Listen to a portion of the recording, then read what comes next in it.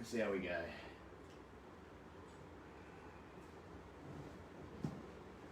Boom. Alrighty, ladies and gentlemen, welcome to FTBD, that is Fuck the Black Dog. We're actually doing two at once here. We're recording, but we're also going live to Facebook. So the first thing you'll notice is that I am shamelessly repping some Dan Fitz merch here along with Black Dog Brotherhood. Appreciate that, mate. There's a good chance that I'm probably going to get a Facebook ban for it, but it'd be totally worth it. Alright, so before we introduce today's guest, as always there are a couple of things that we do want to cover off on.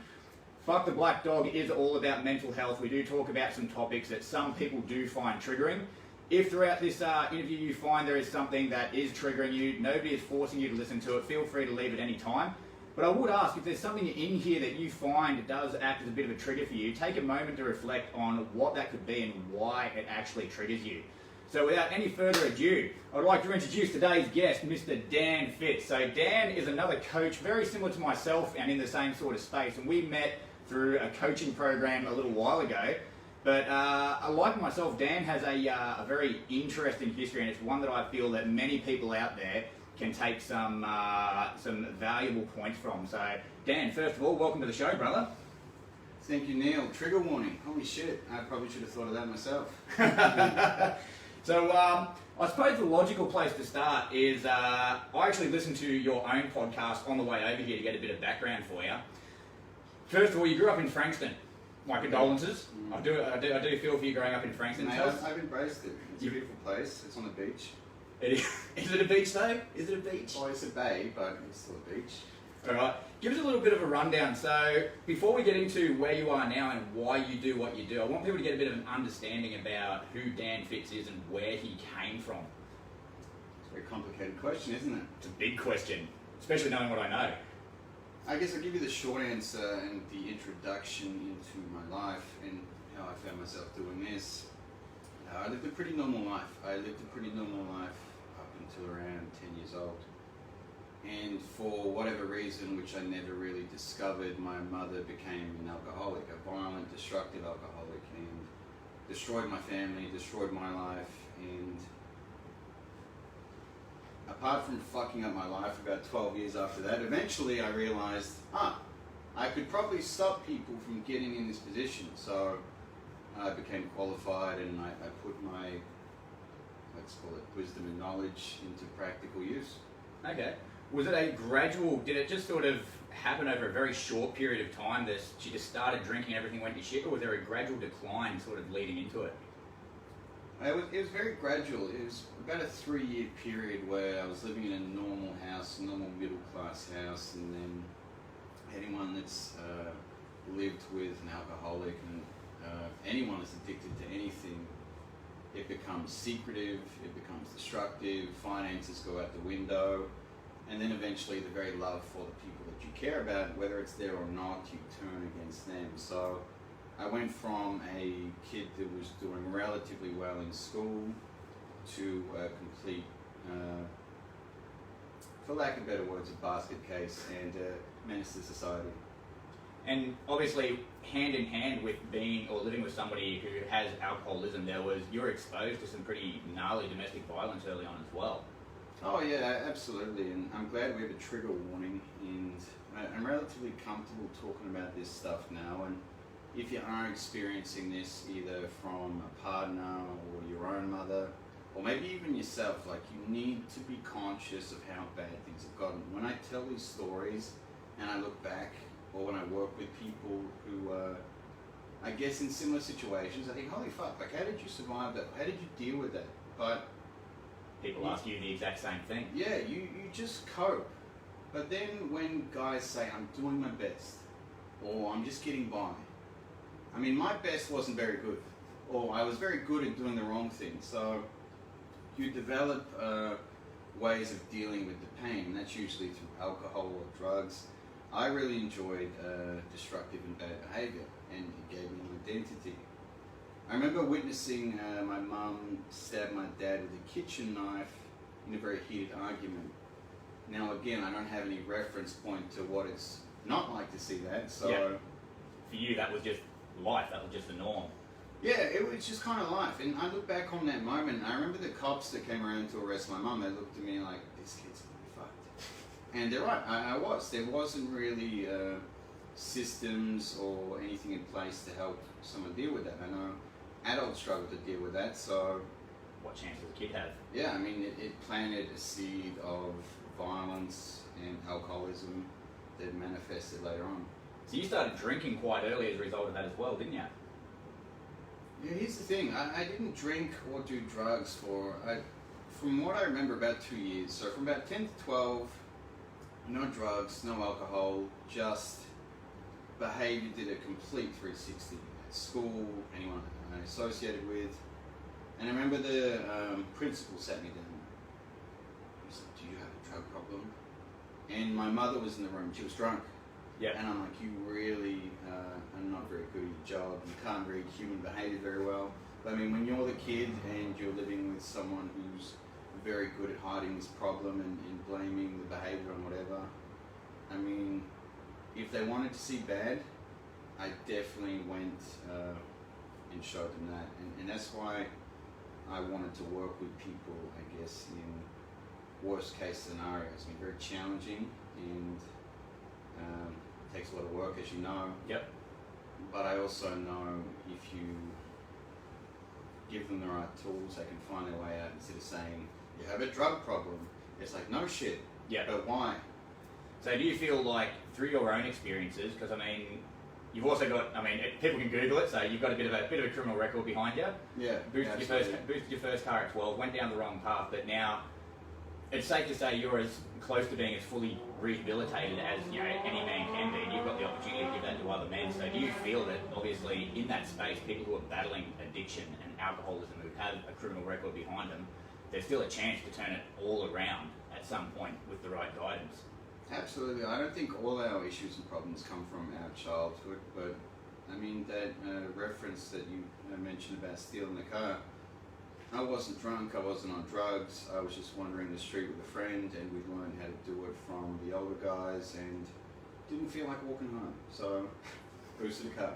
I mean, It wasn't like crime, it was just, I want to ride home. well, In your mind at that point in we time. pulled up behind a police car about 2 a.m. at a red light. So here we are sitting in a stolen car, behind a police car, at a red light.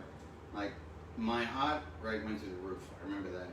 And I remember knowing that probably shouldn't have been doing that. But from what I experienced, like, when you stab someone in front of your kids, that generally says you don't care. And I developed a passion for not really caring. Yep. With regards to your mum, there was a point in your own podcast where you said it was eventually her passing that played a big part in you sitting back and going, wow, I've really got to fucking sort my shit out and sort it out soon. Can you tell us a little bit about that? My sister is very talented in the same field as me. She actually has a PhD. She was always on the right path. She went through the same experiences, and she channeled her pain into becoming well educated and getting out of there with her education. I went deeper into the opposite end of the spectrum, and then we re-linked up around, I believe it was 23. I was 23 when my mother actually died, and I stopped talking to her at 19, so I had the knowledge and the wisdom enough to know what this person is doing with her destructive relationships and her abuse and that kind of thing.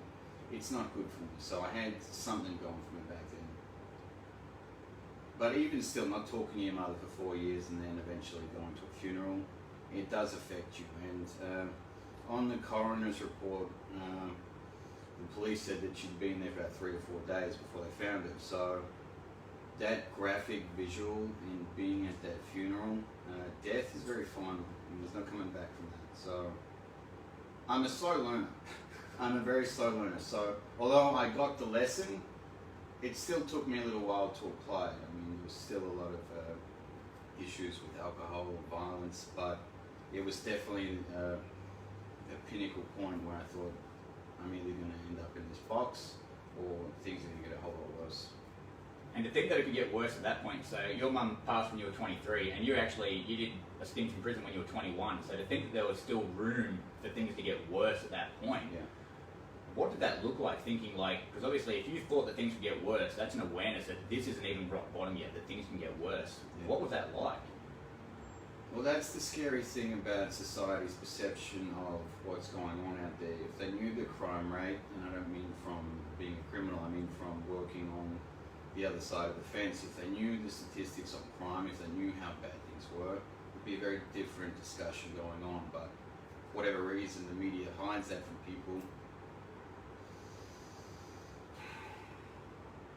You can fall so far that you would not believe, as you probably know. I mean, suicide is one thing, but to continue living a destructive and dangerous lifestyle, it doesn't only affect you, it affects the people around you. That's how people end up dying. That's how innocent people get hurt. And that's how people get flipped, so to speak. Like 1 minute they're good kids, the next is stealing cars. Do you feel like at any point in your life you truly hit your rock bottom? What do you think was your rock bottom? And when you're in that place, did you actually think, did you hit the point where you're like, I can't do this anymore, I want out?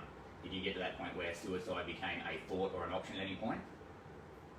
Oh yeah, I contemplated suicide many times, but the only reason I didn't was because so many friends had done it. So I knew the pain of that time. So that was a blessing, that unbearable pain of not only wanting to die, but all my friends are dead, and I'm feeling their pain.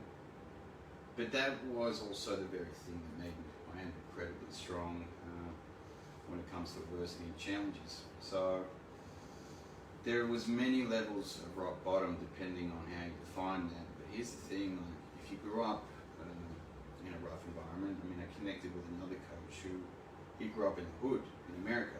Yeah, okay.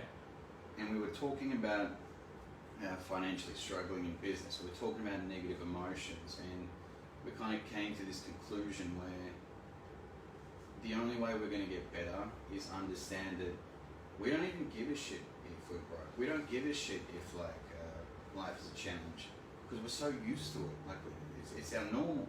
Yep. So my rock bottom could be someone's hell, but that was just normal for me. I actually had this conversation with somebody. Somebody once told me that that I didn't know what true rock bottom was. I was in an argument and they said, you've got no fucking idea what rock bottom is. And it actually got me thinking for a long period of time, and it dawned on me, it's like rock bottom is subjective. If you've got somebody who grew up in a high socioeconomic standing, they've had money, they've had cars, they've had everything, and all of a sudden they've got to do, I don't know, a week on the street or something like that, that would fucking destroy them. That would be pure rock bottom. But if you've got somebody who grew up on the mean streets and then all of a sudden they've got a roof over their head, they're like, that's a dream come true. So rock bottom is very, very subjective depending on where you've come from. And I think, as you've said, the fact that you've been through what you've been through and you've seen so many friends choose to take their own life, that's given you that element of strength, whereas with other people that would be almost unbearable. Pain is all relative. I mean, an ex-partner told me that she wanted to play saxophone. Through high school wanted to play saxophone, but her mouth didn't fit the right mouthpiece, and then she told me how she couldn't play saxophone and explained it to me like the worst thing in the world. And I get it, pain is relative, and that's an unfortunate story, but I also couldn't really relate to it. But the thing about pain is, although it might feel like the worst thing in the world, I've seen the people that I've coached in prison, the people that I've brought back from cleaning their revolver too much every night. Yeah. One of the worst stories I've ever heard, I said to a young fellow I was coaching in prison, I said, when was the first time you used serious drugs? And he said to me, when I was 12, I was sitting in the lounge room and my mum came over and injected me with meth. And I thought, like, I didn't say it to him, but I thought, fuck, what chance do you have? Yeah. I mean, I know what I went through and I just made it out of it. But what chance do you have in that environment? Yeah. That is, so let's talk about that a little bit. So obviously you've been on both sides of it. You've done a bit of time in prison, but then you've also worked with inmates in a coaching capacity. You've worked with kids, disadvantaged kids. You've worked with men in prison. You've done a lot of work outside of just the regular, DFP coaching men who are struggling in regular everyday life. Tell us a little bit about some of the things that you've done, and do you feel that those things have played a part in your own personal healing? Do you think that was chosen to help with your healing process? That's a complicated question. At the end, I'll get to that. Like what you do, when we talk about trigger warnings, for fuck's sake, I mean, bunch of pussies, like, most people are hurting, most people are struggling, and I say that as nice as possible when I say that to people. One of the best motivational, life-changing conversations someone had with me called me a fucking pussy. Is that where this come from, is it? That Yeah. don't be a fucking pussy. Turned my life around. Yeah. I mean, and it hurt me at the time. I was like, how dare he? And then 3 months later, I woke up in my sleep and I'm like, he's right. I'm a fucking pussy. Best thing, we're not even friends, me and this guy. He coached me to be a fitness trainer all these years ago. I ran into him in the gym. He's like, how you going with that business? And I said something about doing another job because it pays more. He's like, you're a fucking pussy. You're just scared to do it. And he was right. I mean, it hurts because I'm generally right when I say it. I mean, if I said it to the audience now, like, who's going to get offended unless they are? Because people know when they are. But it's not about me calling people out on their shit. It's trying to help people come back from the place that I did. And this is why someone reached out to me from a government department. Like you, I'm very open about what I do and my experiences. I never thought, I don't remember getting to a point in my life where I'm going to write Instagram posts and Facebook posts and YouTube videos about really fucked up shit in my life. But I guess it's a different time to be alive and a different way to communicate. And they reached out to me and they said, so you did all these things? Yes. And you're doing this now? Yeah. Can we talk? Was that, and that was your into working in the jails, was it? Yeah. Yeah, okay. How long did you do that one for? No, it was over about a year period. I mean, it was a very hard program to pull off. I mean, a former criminal getting clearance to go into prison. I mean, it's a big no-no.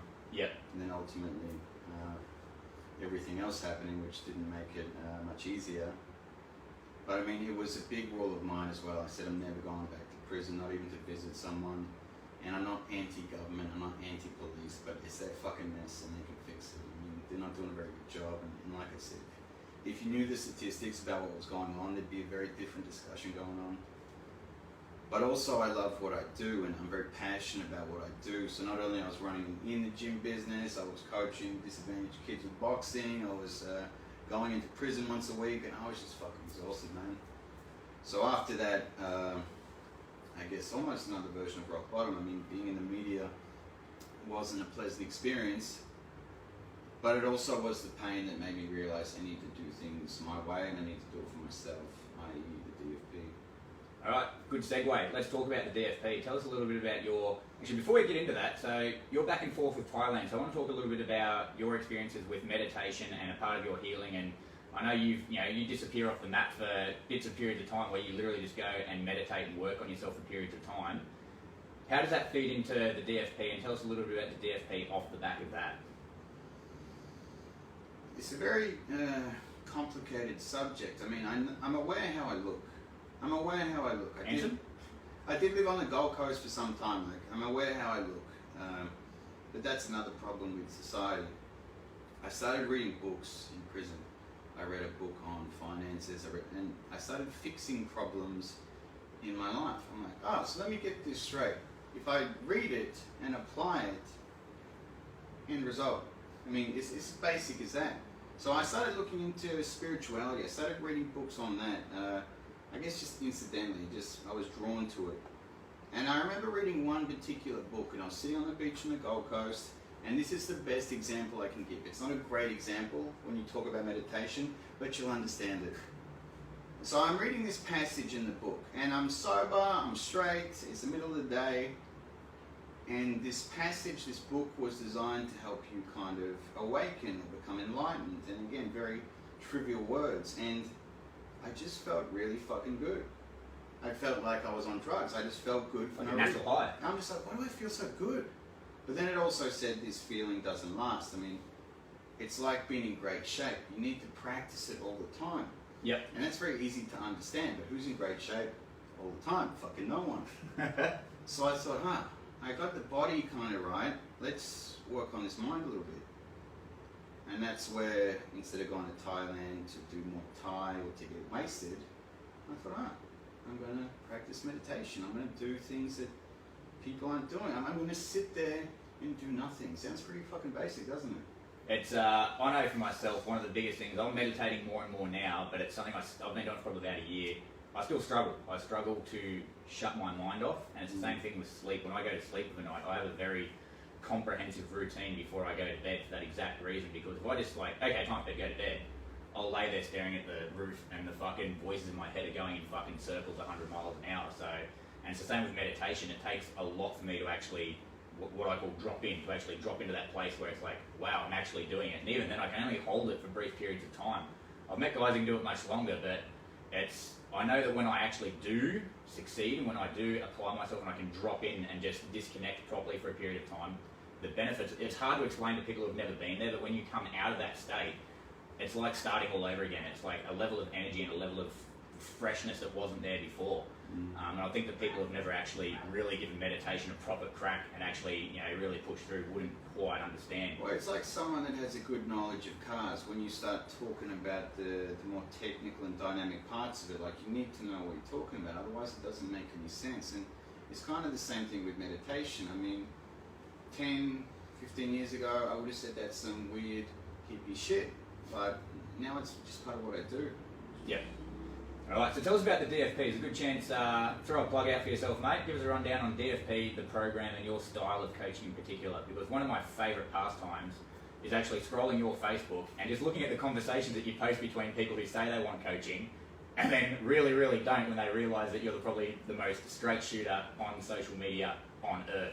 Yeah. So tell us a little bit about the program and your coaching methodology.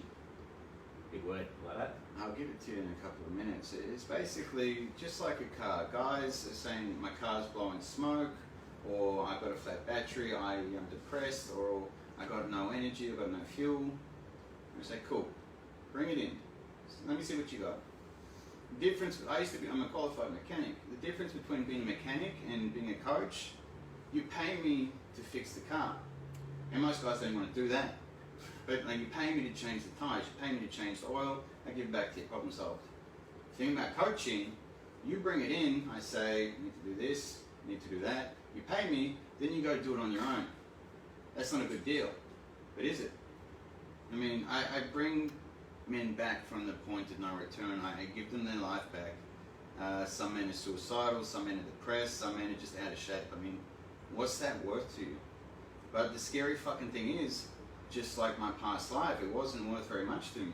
Yeah. And that's a very hard lesson to get across to someone without triggering them, which is probably why I'm going to steal your trigger warning. Like each message, trigger warning, I'm about to say to you. I use it more as a legal arse cover, so people go, you hurt my feelings on a podcast. Yeah, well, I got shut down on social media about 6 times last year. Yeah, I know, crazy. But honestly, I'm not trying to offend anyone. I'm not trying to be rude. I understand the seriousness of the situation. I understand the guys that contact me, they don't want sets and reps advice. They're like, my kids hate me, I want to shoot myself, I'm depressed. So would you call yourself more of a life coach? Or, I mean, obviously there's physical training inside of there. No, I wouldn't call myself a life coach. I hate that term as well, but what's your sort of structure? So the DFP, how do you structure your program so guys who are out there thinking of jumping on board, what does time in the DFP look like?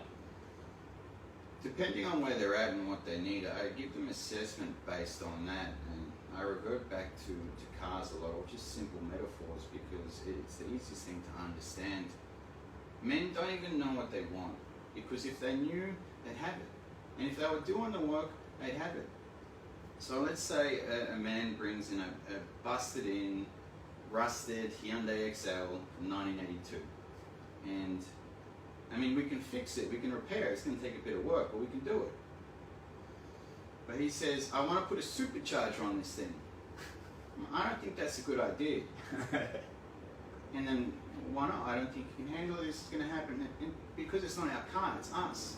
We're very sensitive about that. And it's not easy to start from square one, it's not easy to start from rock bottom. I work with guys who are business owners or older than me, and I was going to say I'm about to swear, but I don't think that fucking matters, does it? No, it doesn't. No, not on this show, mate. Like, you don't fucking know me, like, look at your fucking life, blah, blah, blah. I guess probably the same story as you hear, so I'm trying to work out the best way that I can explain it to people, because what I do does save lives. but I need to do it in the way that I do it. Otherwise, like when I worked with the government or when I worked in gyms, having to censor myself or having to filter what I say, I don't want to ever underplay the importance of meditation and mindset and things like that. I mean, it all goes in together, and you just can't pick and choose. Yeah, it's a whole package. The training, the nutrition, the mindset. It's not 3 individual components. It's one holistic machine. Well, they're part of my community as well. I have a community of men, and I don't want to bring in destructive, negative, and lazy people into that environment. I mean, if they want to change, of course, they're going to start in not the best position, but if they're still in that same mindset 6 months later, it's very destructive. The same way, I mean, my mother was a perfect example. For 13 years, drank herself to death. There wasn't really too many points in that where she's like, I'm going to change. So I know people will lie to your face, and I know people will sometimes choose death instead of changing. Yeah. No matter how much they say, I'm doing it for my kids. With Black Dog Brotherhood, one of the very first things we do from day one is I get guys to do what we call a truth assessment, and it's basically big ass, long ass questionnaire, but it's all directed at them, and they have to answer questions about themselves, and it basically forces them to analyse every component of their life, their training, their nutrition, their mindset, their emotions from the time they wake up, their energy, just absolutely every part of their life. And a lot of guys, I've actually had guys who've tapped out after that. They're looking at like, I don't want to do this, because they look at the fucking road ahead of them and they're just like, nah, it's too long. Same token, I get guys who are on the phone who are thinking about getting coaching, and we sit down and we talk about, like you said, let's have a talk about what's up. And they'll sit there and they'll say, like, I had one guy, he's spending $600 a week on weed, alcohol, and fucking smokes.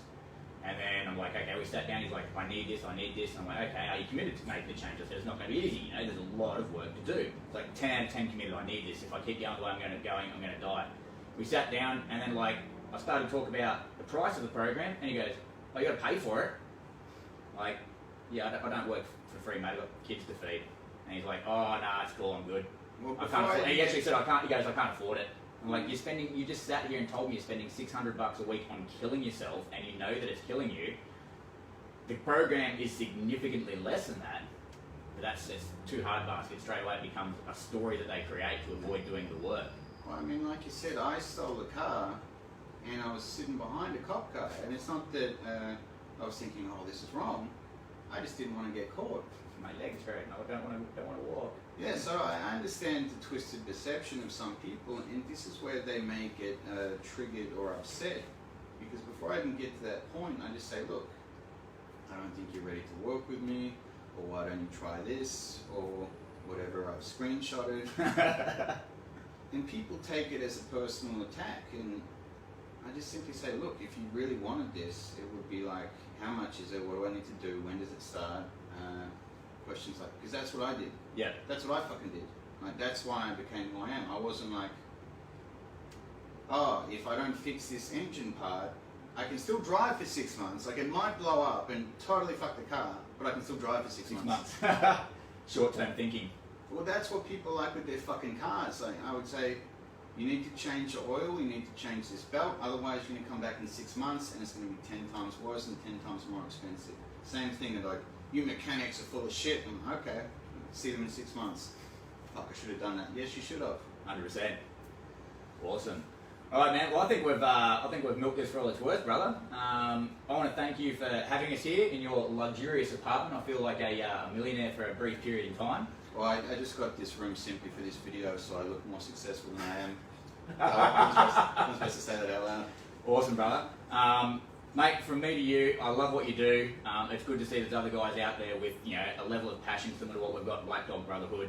And it's been awesome to actually have that crossover, and I look forward to more crossover in the future with Black Dog Brotherhood. Man, and I DFP coaching. appreciate the DFP plug, and I mean I do run a business at the end of the day, but I know you do what I do, and I know you would know how challenging it is. And listening to one dude scream at the camera, "You're a fucking pussy," I mean, you cannot relate to it sometimes. But when two guys are calm, thought about what they're saying, and they're genuinely trying to help you possibly watching this, it's a little bit easier to understand. I mean, I have some of my guys here at a coaching event, and they're kind of, there's someone like you who talks about the same stuff? Yeah. I'm like, yes, there is. We're not the only ones doing this. Yeah. So, yeah, Yeah, man, it's just good to see that we're getting somewhere. Awesome, brother.